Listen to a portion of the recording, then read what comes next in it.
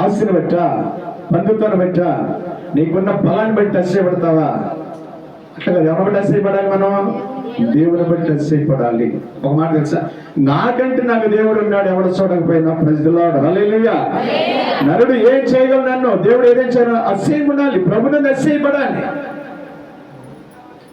అతిశయం పట్టేవాళ్ళ ప్రభుని బట్టి దేవుడు ఏం చేస్తాడని దీవిస్తాడు. నా ధనాన్ని బట్టి, డబ్బుని బట్టి, బలాన్ని బట్టి, అందరిని బట్టి అతిశయపడతాడు.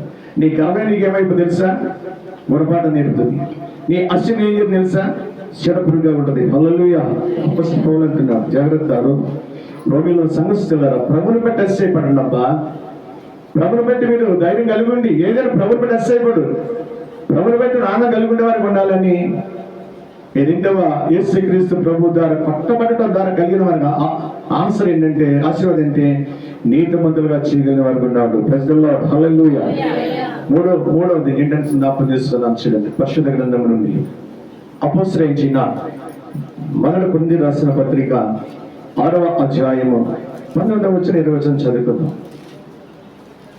చూడండి, అపోస్తలుడైన పౌలు మొదటి కొరింథీయులకు రాసిన పత్రిక 6వ అధ్యాయము 19వ వచనం నుంచి 20వ చదువుకుందాం. జాగ్రత్తగా వినండి. ఇప్పుడు మీ దేహము దేవుని వలన ఎవరైనా ఈ దేహాన్ని ఎవరైనా విధించారమ్మా? దేవుని. మీ దేహము దేవుని వలన అనుగ్రహింపబడినది. చదువుతాను. మీలో ఉన్న పరిశుద్ధాత్మకు ప్రధాన.